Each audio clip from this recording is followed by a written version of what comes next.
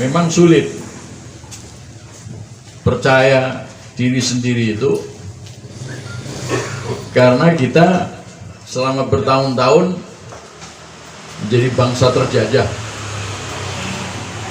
Jadi cara berpikir kita kadang-kala juga seperti apa tadi namanya, orang kesuruh jongos partai, tetapi bahwa mereka mengharapkan kehancuran Indonesia itu betul, supaya mereka bisa menguasai kekayaan alam kita. Jadi para pemimpin kita itu tidak mampu membuat bangsa dan rakyat ini kemudian cerdas dalam kehidupan bangsa untuk bisa menjadi negara industrialis seperti yang lain-lain. Tetapi memang TNI kita ini sonderonya juga. Di Aceh 23 tahun kalah juga. Amerika bahkan menyuruh Menteri Luar Negeri Bill Clinton, Madeleine Albright, untuk bersalam-salaman Amin Rais. Di belakang itu James Riyadi memberikan dana besar untuk menjatuhkan Soeharto. Ke Limpu Karawaci, di sana digodok itu yang namanya Undang-Undang Dasar palsu. Jadi ini benar-benar bikinan asing dan asing. Kenapa si asing ikut-ikutan? Ini juga ada sejarahnya. Kalau faktanya terkait dengan Ahok, Sistem hukum kita Eropa kontinental, bukan Anglo-Saxon. Janganlah udah diputuskan Meriam Bellina. Draftnya baru diperbincangkan di antara kementerian. Jadi belum ada apa-apa. Jadi boro-boro undang-undang. Negara liberal sekalipun masih memegang landasan etika.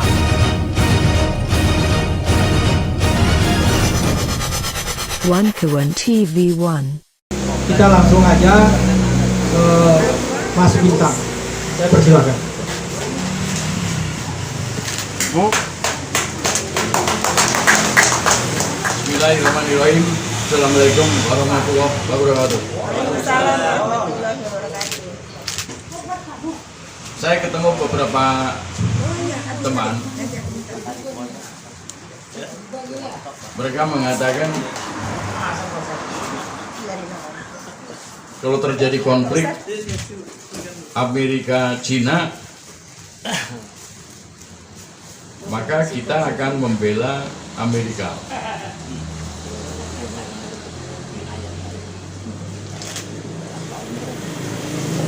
Saya nggak habis pikir kenapa begitu ya.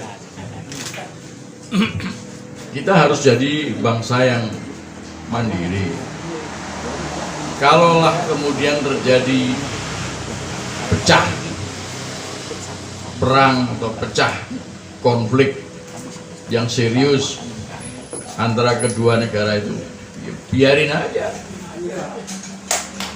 Kita mengambil kesempatan untuk menumbangkan rejim ini, tapi kita harus mandiri, tidak boleh pro sana pro sini. Kita harus percaya. Memang sulit percaya diri sendiri itu karena kita selama bertahun-tahun menjadi bangsa terjajah. Jadi cara berpikir kita kadang-kala juga seperti apa tadi namanya, orang kesuruh jongos partai, petugas partai. Nah, ini saya melihat sebagian daripada kita itu masih berpikir seperti jongos. memang kemiskinan yang terlampau lama, padahal sudah 75 tahun merdeka, itu seringkali mengubah cara berpikir kita.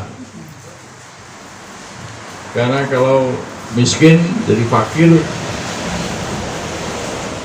lalu jadi bangsa terjajah.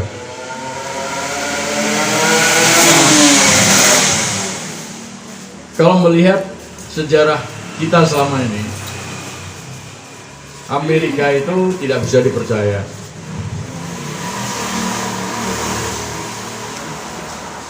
Memang Belanda waktu itu disuruh meninggalkan Irian Barat. Demikian juga waktu perang kemerdekaan, Inggris, Belanda, Belgia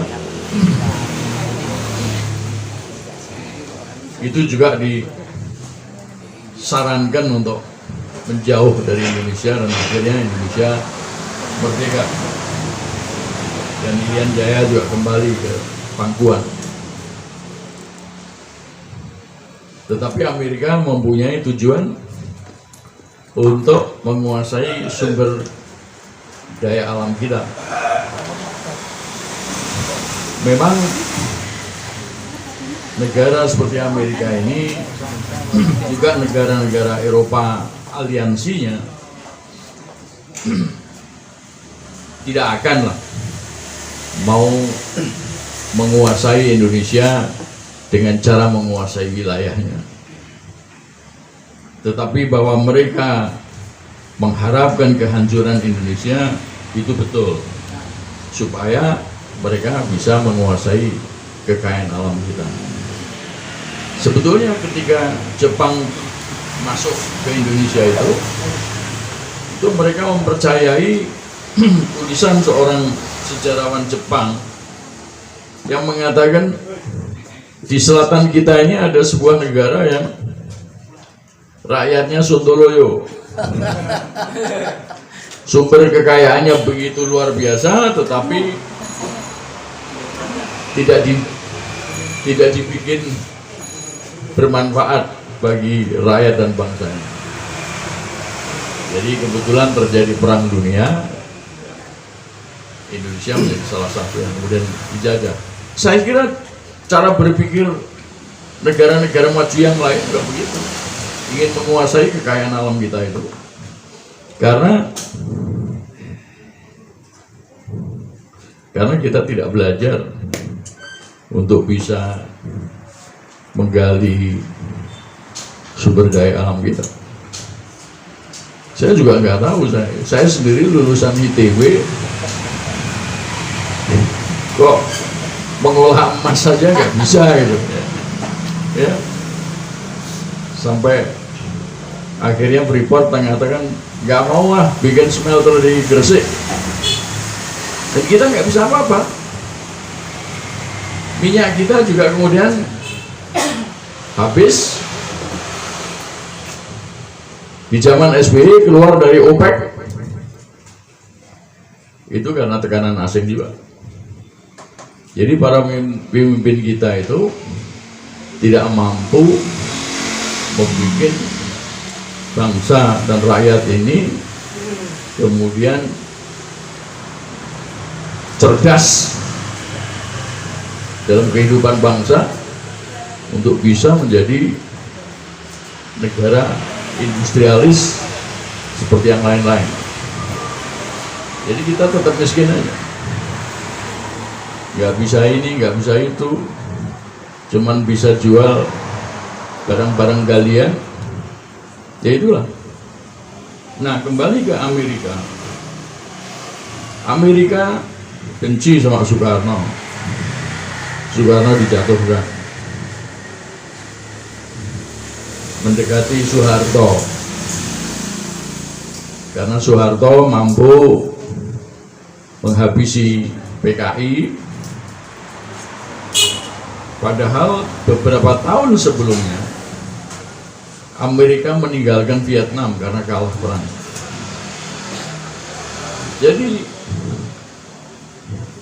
ketika kemudian Fretilin itu yang komunis menguasai Timur Timur, Pak Harto disuruh untuk nyerbu Timur Timur.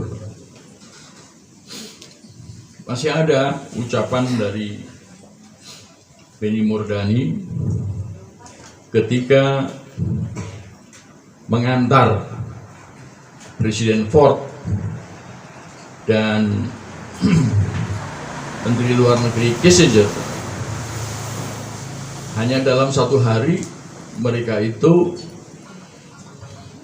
mengunjungi Pak Harto, menyuruh supaya memberi lampu hijau agar Pak Harto menyerbu Fretilin dan Timur Timur karena PKI, karena komunis. Nah, Benny Murdani mengantar ketika mereka pulang.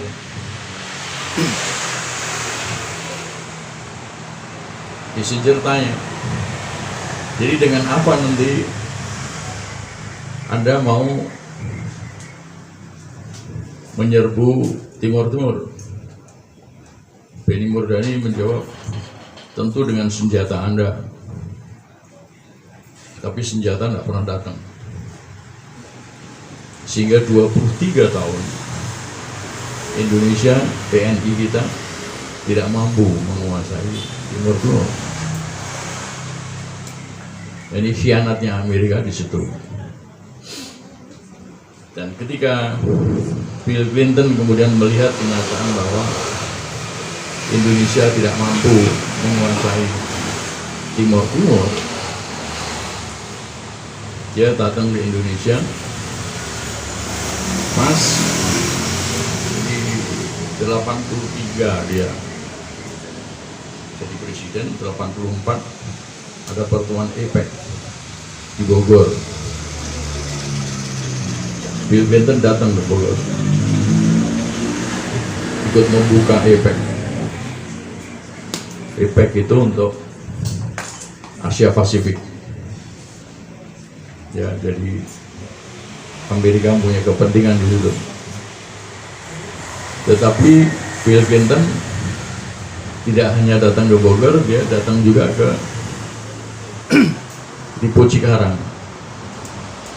tempatnya James Riyadi. Dia bilang sama James Riyadi, jatuhkan Soeharto. Dia bikin malu Amerika. Padahal kita tahu Amerika nggak kasih senjata. Timur Timur senjatanya hebat, kuat, peninggalan Portugis. Jadi 23 tahun. Tetapi memang TNI kita ini sunduloyo juga. Di Aceh 23 tahun kalah juga. Di Papua sampai sekarang masih ada OPM. Ada presiden ya. Ada Maluku Selatan ya. Yang aneh memang Indonesia dipaksa untuk berunding dengan Aceh, tapi tidak pernah melakukan perundingan dengan OPM. Ini juga sesuatu yang perlu kita luruskan kemudian. Nah, jadi dan tidak cuma itu aja, Bill Clinton menyuruh supaya Soeharto dijatuhkan dan undang-undang dasarnya harus diubah, karena undang-undang dasar 45 versi Soeharto itu menghasilkan kediktatoran. Juga dengan alasan kediktatoran itu maka UUD 45 diubah. Amerika bahkan menyuruh Menteri Luar Negeri Bill Clinton, Madeleine Albright, untuk bersalam-salaman dengan Amin Rais. Di belakang itu James Riyadi memberikan dana besar untuk menjatuhkan Soeharto, dan setelah Soeharto jatuh, Undang-Undang Dasar diubah. Ada berita yang saya terlambat mendengarnya, yaitu orang-orang macam Amin Rais dan lain-lain. Dan saya menduga itu Nur Wahid juga ikut dibawa beberapa ya setelah Soeharto jatuh itu, dan banyak tokoh lah. Saya sebutkan beberapa. Ke Lipo Karawaci, di sana digodok itu yang namanya Undang-Undang Dasar palsu. Jadi ini benar-benar bikinan asing dan asing. Kenapa si asing ikut-ikutan? Ini juga ada sejarahnya. 1215 itu Kubilai kan mengirimkan 30.000 tentaranya, tentara Tartar gabungan Cina dan Mongol untuk menghancurkan Kertanegara di Kediri dan Singasari. Kenapa Kubilai kan begitu marah? Karena sebelumnya Kertanegara memotong kupingnya Mengji. Mengji itu seorang duta yang dikirim ke Indonesia, ke Nusantara, meminta supaya Kediri Singosari itu takluk kepada Cina. Kertanegara marah, potong kupingnya. Sama seperti kupingnya si Sukanto Tanoto, anaknya Sukanto Tanoto, entah kenapa ketika di Taiwan menghina orang lalu dipotong telinganya. Itu baru bulan lalu atau minggu lalu. Udah lama itu. Udah lama. Jadi Cina itu ya 30.000 itu dihancurkan oleh Raden Wijaya. 3 komandan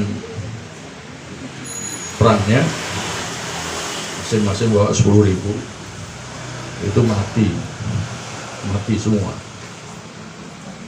dan Cina-Cina itu menjadi tawanan perang. Mereka sempat menduduki Blitar, kota Blitar, Jawa Timur beberapa minggu, tapi diusir penduduk Blitar dengan slogan "Balekno wong Tartar". Balekno itu kembalilah. Nah, lalu jadi Blitar itu. Jadi Cina yang menjadi tawanan perang itu, Tartar itu sebagian dari mereka dendam, tidak semuanya. Kemudian jadilah mereka turunan Cina sekarang, termasuk Jokowi, saya kira turunan mereka juga. Ya, Wihong Liong. Nah, Wihong Liong itu lahirnya di sini. Istilah atau nama Wihong Liong itu lahirnya di sini. Ada sejarawan dulu namanya Tan Suci, kita manggilnya Om Tan. Tan Suci itu nama aslinya ya Tan Suci. Nah, kemudian ganti nama menjadi Sujito Tanma. Sudah meninggal ya. Tapi beberapa bulan sebelum meninggal dia meyakinkan kita semua ini Cina nih, namanya Wihong Liong. Jadi ya mungkin salah satu turunan mereka. Nah, bersama-sama dengan persaudaraan beberapa bersaudara siapa? CSIS itu Sofyan Wanandi, kemudian ya Limbian Kun, Limbian Ki, ya. Terus kemudian Lipo, si Muhtar Yadi dan lain-lain.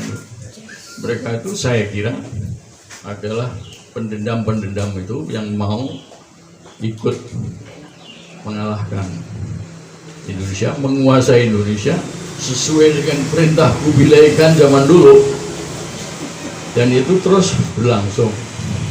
Jadi ini hal yang biasa.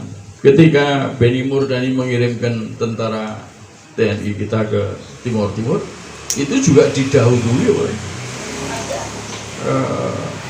intelijen, dahulu oleh intelijen, kemudian pikir onar sana, bikin kekacauan di sana, barulah TNI-nya masuk gitu. Itu umum. Jadi dibikin kacau dulu. Ini begitu juga. Jadi Cina mafia yang ada di sini ini, yang masih punya dendam terhadap Raden Wijaya yang mengalahkan mereka itu sudah menjadi agen-agennya gitu. Agar RRC bisa masuk dengan mudah.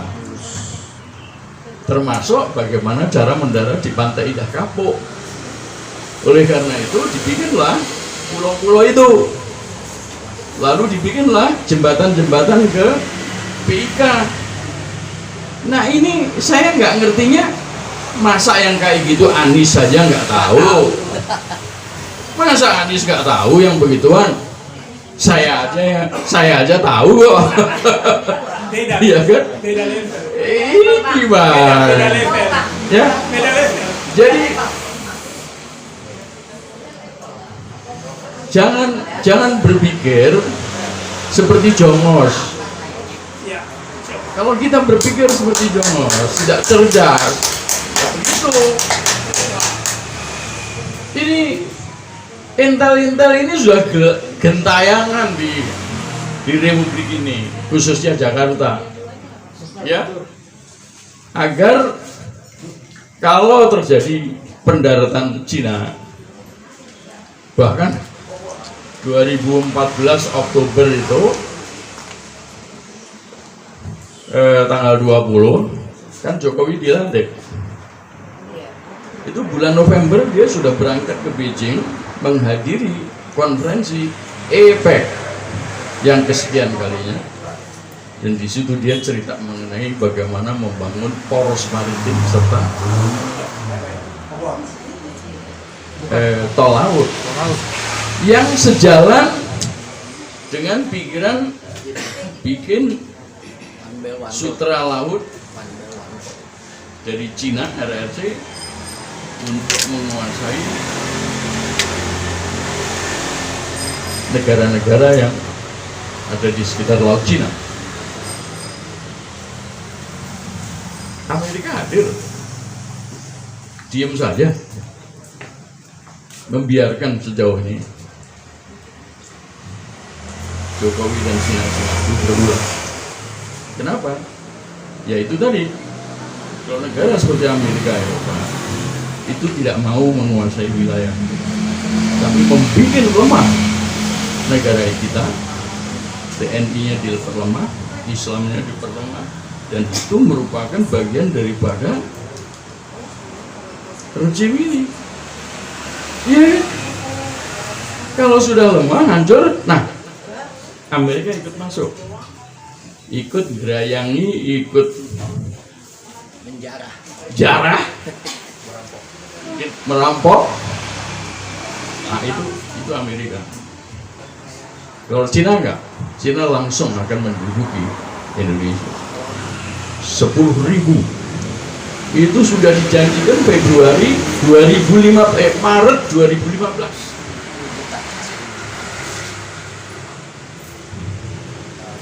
Menterinya Xi Jinping udah datang ke Indonesia, dia kasih ceramah di Fisik UI, mengatakan Maret, tanggal 15 Maret 2015.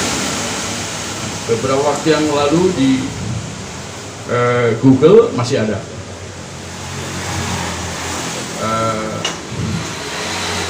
10.000. Dia katakan sebagai pertukaran.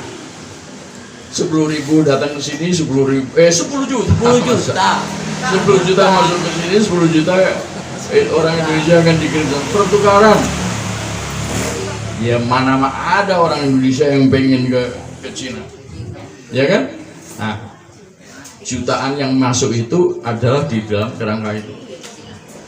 Sampai dengan 2019 jumlahnya masih sekitar 3 juta. Karena itu Jokowi pengen 1 periode lagi. Bahkan kalau mau hidup jadi 8 tahun, itu agar yang 10 juta itu minimal ya masuk ke Indonesia. Dan kalau 10 juta masuk ke Indonesia, maka orang Cina di Indonesia menjadi suku nomor 2 setelah Jawa. Itu tahun 2014 saya sudah nulis itu. Buku saya ganti rejim ganti sistem itu sudah menuliskannya. Waktu itu masih gubernur ya Jokowi. Tapi saya sudah dapat banyak informasi dari Tan Suji. Ini bahayanya orangnya. Jadi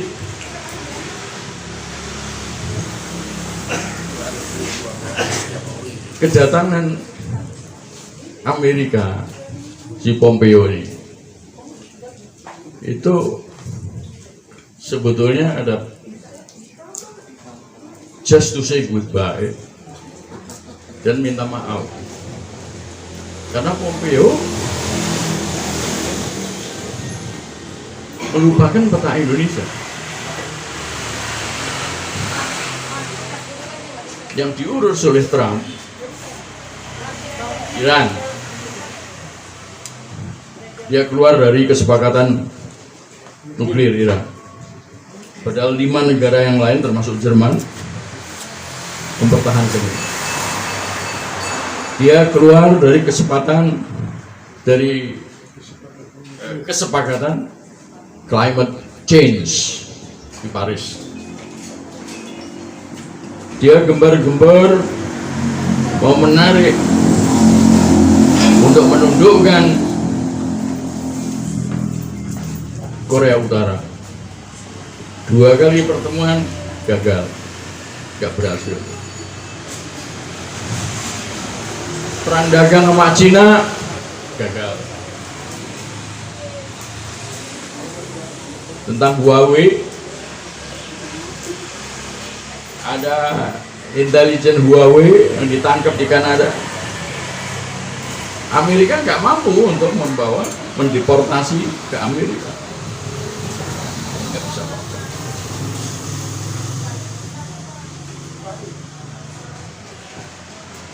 Lalu yang terakhir Corona, 230.000 mati.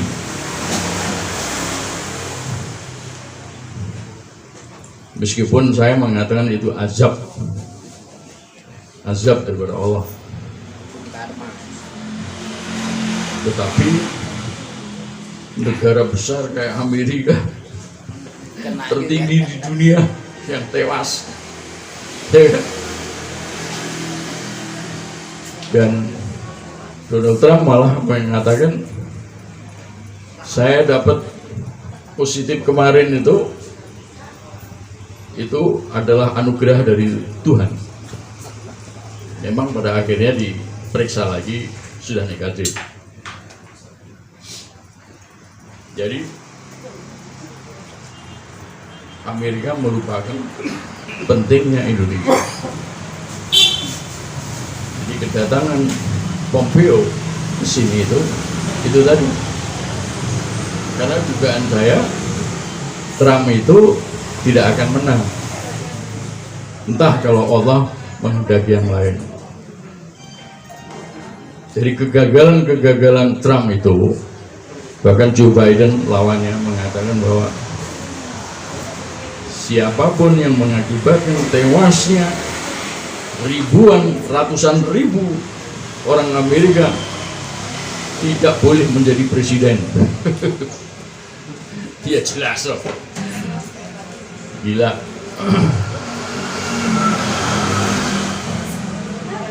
Jadi Pompeo itu terlambat ingetnya, sehingga dia mampir ke Indonesia mengatakan hati-hati sama Cina.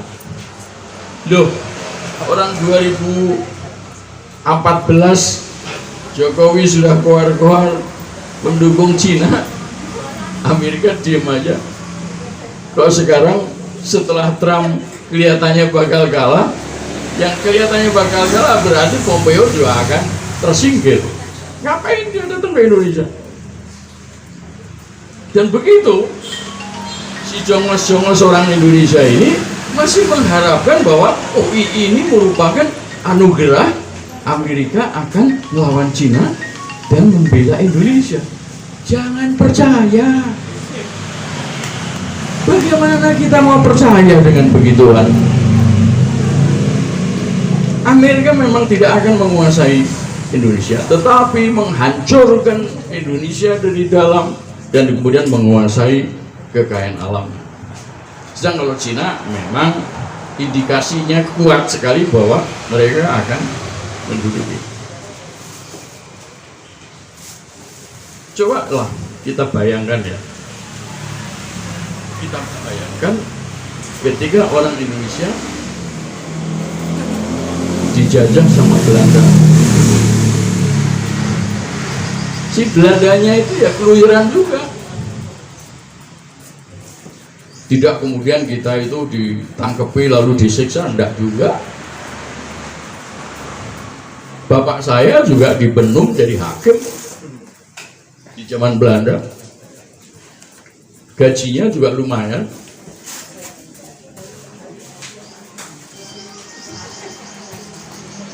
Yang lain-lain juga begitu. Bupati-bupati, residen-residen di zaman Belanda itu. Bung Karno dibuang, dikasih juga uang saku. Jadi penjajahan itu tidak berarti bahwa Anda itu mau dipelintir-pelintir, enggak. Sama seperti Cina yang keluyuran di sini, semua industri kita dikuasai mereka, tetapinya Anda nggak kerasa. Sekarang ini Anda sudah dijajah sama Cina,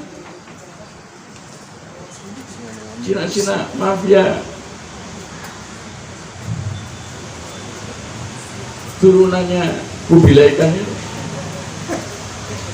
Ada juga yang baik-baik, ya, mengakui tanah airnya, hidup lumayan, antara lain Pak Kianggi misalnya, ya kan, orang baik, dan tidak, aku masih meragukan kan serius.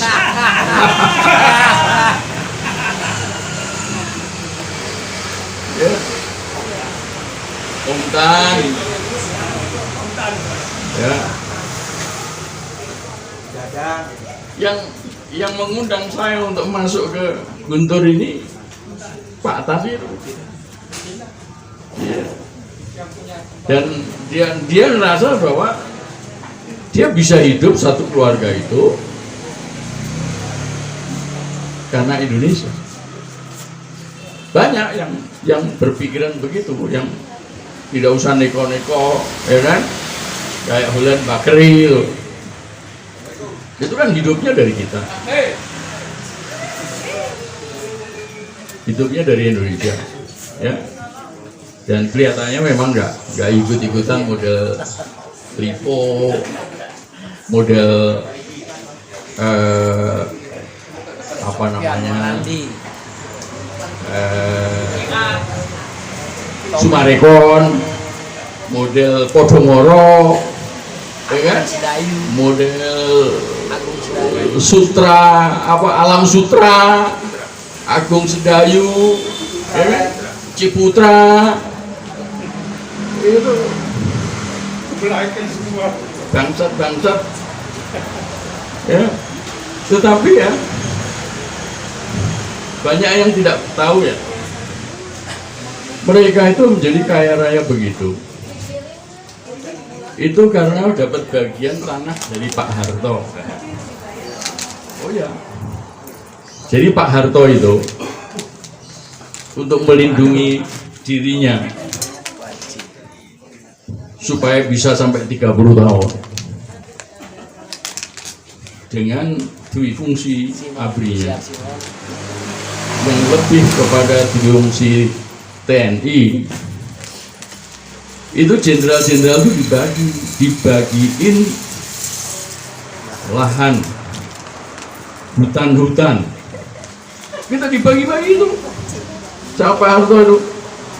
Nah, si jenderal-jenderal yang dibagiin itu nggak punya duit, nggak punya keahlian, dijual sama Cina. Cina-nya jadi besar, jadi konglomerat. Seperti Sukanto Tanoto itu dapat hutan dari Riau. Setelah Soeharto nggak ada, ini yang banyak kita itu nggak tahu. Pak Habibie mengumumkan otonominya itu di tingkat kabupaten dan kota. Jadi Cina-Cina itu bergerilya mendekati para bupati, minta ini minta itu. Gubernurnya nggak tahu menahu atau disepelekan, pusat juga nggak jalan, apalagi pusatnya Jokowi, ya kan? Jadi Cina-Cina itu dapat lagi lah, bikinlah si Lipo apa namanya Bekasi itu, Mekarta, ya kayak gitu tuh. Itu semua diam-diam udah habis itu. Kalau Anda jalan ke Bandung itu udah habis itu. Surya Industri, Jalur kereta ya. Habis. Nah, itu situasi penjajahan pada waktu zaman Belanda itu ya begitu. Nggak ngerasa. Bapak saya juga nggak ngerasa, kecuali setelah Bung Karno teriak-teriak. Bung Karno teriak, Bung Hatta teriak-teriak, Cokro Aminoto teriak-teriak, Sumpah Pemuda, barulah sadar. Oh iya ya, ngapain si bule-bule ini ada di sini? Dan penduduk Indonesia tidak sebanyak ini. Belanda-Belanda yang kemudian datang ke Indonesia juga tidak sebanyak Cina-Cina ini. Kok bisa menjajah? Yang kita tahu adalah perang Diponegoro, Patimura, di sono. Di Jawa ini cuman Diponegoro aja kita kenal. Iya kan? Yang lain-lain nggak berontak tuh. Jadi suasananya itu ya seperti sekarang ini. Anda bisa ngomong, ya kan? Ngomong Jokowi hati-hati dikit. Ngomong mau menjatuhkan, ya tunggu-tunggulah bentar, ya kan? Nanti ditangkap kayak Sri Syahganda, ya kan? Di zaman Belanda juga gitu. Kita nggak ngerasa bahwa sebetulnya kita ini sudah dijajah sama Cina-Cina ini. Industri kita itu apa? Ya, kita bicara industri ya. Kalau di negara maju, industri itu hanya segelintir orang, ya, yang mau bikin macam-macam produk industri, khususnya industri perang. Itulah yang membuat Amerika, Perancis, Jerman, Inggris, Italia dan lain-lain itu menjadi negara besar karena perang. Mereka piawai di situ, menjual senjata kemana-mana, bikin perang di mana-mana agar senjatanya terjual, dapat lah. Tetapi yang bergerak di industri tersebut hanya beberapa gelintir orang. Dari kekayaan industri itulah dia menggaji dosen-dosen, agar mencetak tenaga-tenaga cerdik pandai. Dan itu terus berkembang terus. Apa yang terjadi di Indonesia? Industrinya dikuasai Cina. Industri yang paling menonjol di Indonesia itu apa? Otomotif. Dan itu asing semua. Industri yang kebetulan dikuasai Cina juga, di luar otomotif, teknologinya adalah teknologi Supermi, teknologi Indomie. Apa yang ditonjolkan? Dan duit mereka kuasai, sehingga dosen-dosen terpaksa banting tulang hanya untuk bisa hidup. Itu yang terjadi kok. Bagaimana dosen-dosen itu bisa mencerdaskan kehidupan bangsa? Itulah yang tadi saya katakan. Bertahun-tahun kita merdeka, mengolah emas saja nggak bisa, mengolah minyak peninggalan Belanda aja nggak bisa, sampai akhirnya kita keluar dari OPEC. Ya kan? Inilah yang tadi saya katakan, kita ini sudah terlanjur begitu lama dijajah sehingga menjadi bangsa jongos. Aku aja, saya banting tulang.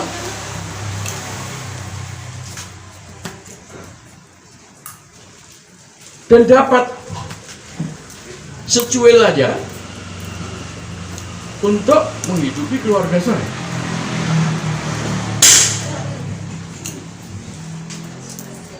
Yang lain-lain juga begitu.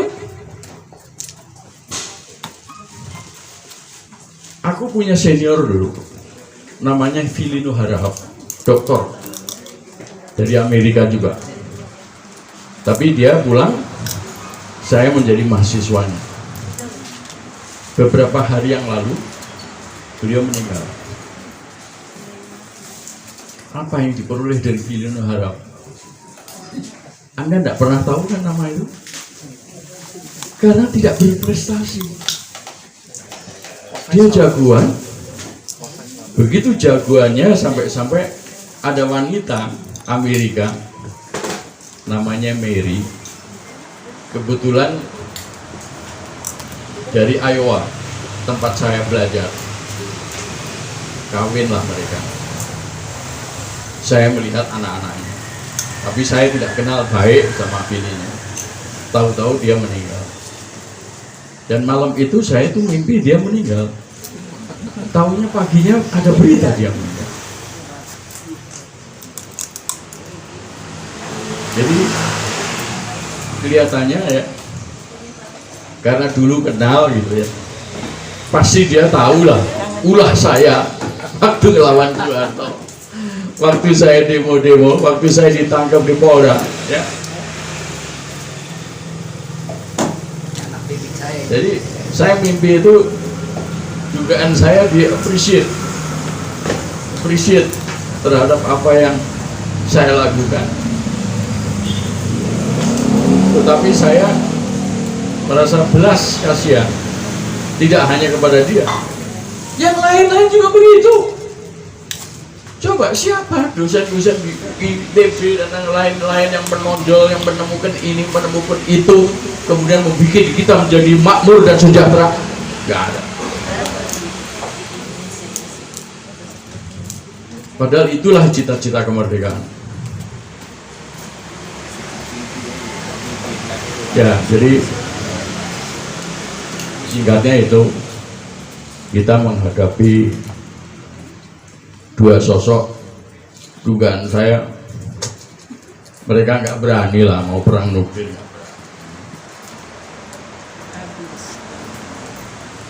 Tetapi kalau Cina jadi menguasai Indonesia, Amerika juga nggak akan berbuat apa-apa. Dia malah mendiamkan Jokowi, mengobrak-abrik kita loh, supaya PKI muncul, supaya umat Islam terpecah belah, supaya TNI-nya ya sontoloyo, gombal. Dan itu sudah dibuktikan loh. Anda harus tahu itu. Perang Timur 23 tahun nggak menang. 15.000 tewas. Aceh juga begitu. Saya menyayangkan Pak Habibie meninggal. Karena mestinya dia itu meninggalkan kita, meninggali kita. Pesawat-pesawat terbang militer. Bukan pesawat terbang komersil yang kemudian jatuh dan kemudian ya habis lah. Padahal beliau itu hebat, tapi memang dalam politik banyak kesalahannya. Antara lain ya otonomi daerah itu. Otonomi itu mestinya provinsi, bukan kota atau kabupaten. Dan alasannya waktu itu sepele. Alasannya adalah kabupaten dan kota itu kan kecil. Jadi kalau ada kabupaten dan kota yang berontak bisa ditumpas oleh TNI. Jangan seperti terjadi di Aceh. Itu alasan Pak Habibie. Saya hadir dalam sidang-sidangnya Pak.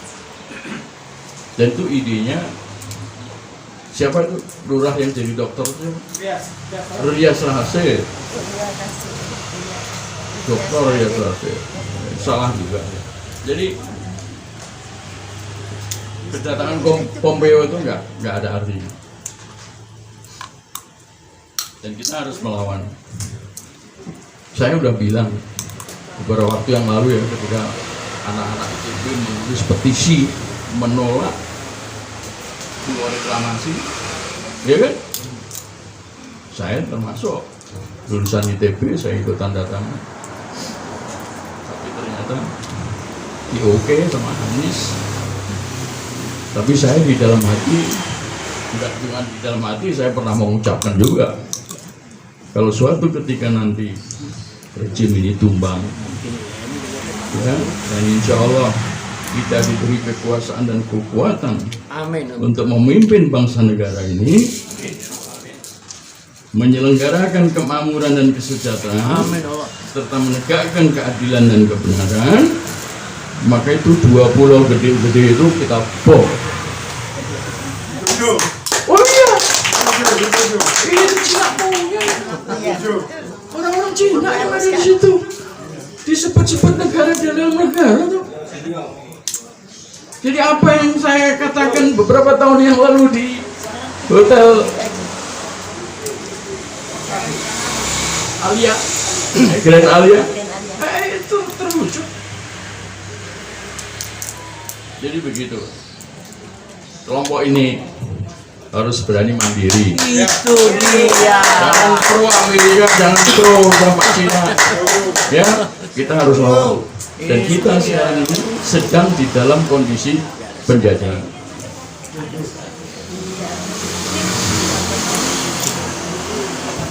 Entah berapa hari, entah berapa harinya Pak Armisani tadi hitungan hari Jokowi akan jatuh ya. Kita amin ya. Amin. Mudah-mudahan segera ya. Allah melemahkan semua kekuatan bangsa.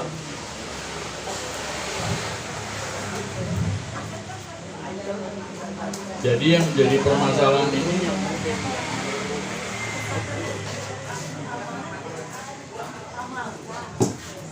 ya Jokowi. Jadi kalau demonya itu menolak Jokowi, minta jatuhkan Jokowi, insya Allah aku ikut.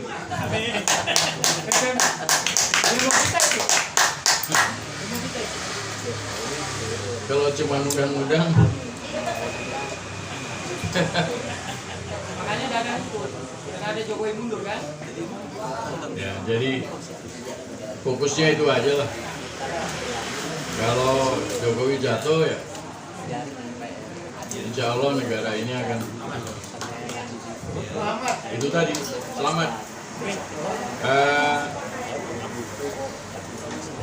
Ya Allah berikanlah kami kekuasaan dan kekuatanmu Amin Allah. untuk memimpin bangsa negara ini, Amin.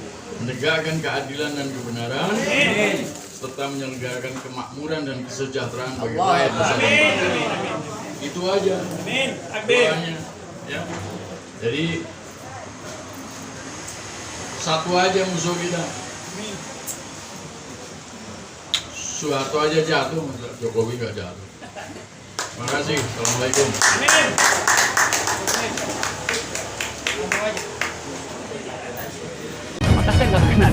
Kalau faktanya terkait dengan Ahok. Sistem hukum kita Eropa kontinental, bukan Anglo-Saxon. Janganlah udah diputuskan Meriam Bellina. Draftnya baru diperbincangkan di antara kementerian. Jadi belum ada apa-apa. Jadi boro-boro undang-undang. Negara liberal sekalipun masih memegang landasan etika. One TV 1